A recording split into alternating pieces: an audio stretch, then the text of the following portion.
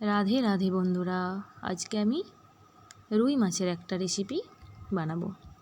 তার জন্য প্রথমে আমি 4 পিস রুই মাছ ভালো করে ধুয়ে নুন হলুদ মাখিয়ে নিয়েছি। আর দুটো মিডিয়াম সাইজের পেঁয়াজ নিয়ে নিয়েছি, 3 কোয়া রসুন, কিছুটা আদা আমি নিয়ে নিয়েছি আর দুটো কাঁচা লঙ্কা। এগুলোকে আমি গ্রাইন্ড করে নিলাম। এরপর আমি দুটো টমেটো নিয়ে নিয়েছি মিডিয়াম সাইজের, টমেটো দুটো আমি গ্রাইন্ড করে নেব। আর এই পেঁয়াজ বাটাটা আমি এর মধ্যে দিয়ে দিলাম, আর টমেটোটাও আমি এর মধ্যে দিয়ে দেব।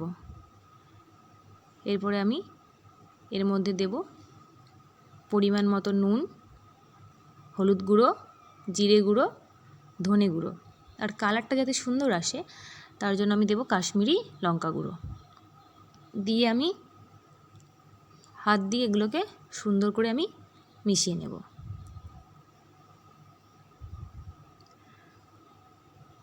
গ্যাসের মধ্যে আমি একটা কড়াই বসাবো গরম করার জন্য, যাতে কড়াই একটু জল না থাকে। তারপর আমি এই মাছগুলো কড়াইয়ের মধ্যে দিয়ে দেবো, দিয়ে লো ফ্লেমে এটাকে আমি 30 মিনিট মতো বসিয়ে রাখবো। আর 10 মিনিট পর পর এটাকে আমি মাছগুলোকে একটু উল্টে দেবো। উপর থেকে আমি এর মধ্যে ধনেপাতা দিয়ে দিলাম। এখানে কড়াইটা আমার গরম হয়ে গেছে, এর মধ্যে আমি মাছগুলো দিয়ে দিলাম।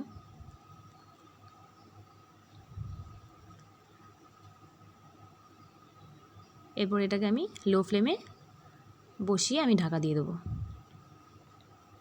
উপর থেকে একটু সরষের তেল দিয়ে নেব। তার আগে সরষের তেল আমি দিয়ে দিলাম এর মধ্যে।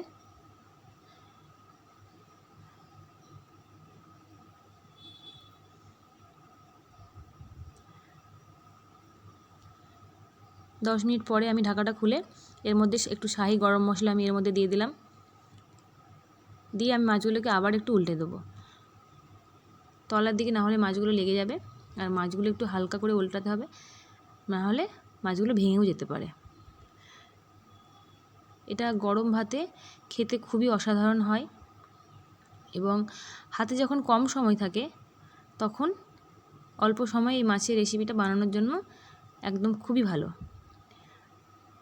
এটা খেতেও খুব টেস্ট হয়, এটা গরম ভাতে খেতে খুব সুন্দর লাগে।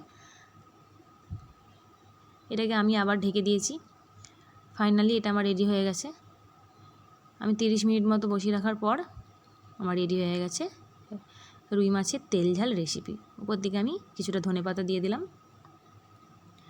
এটা খেতে খুবই অসাধারণ লাগে, আপনারা খেয়ে দেখতে পারেন। Thank you.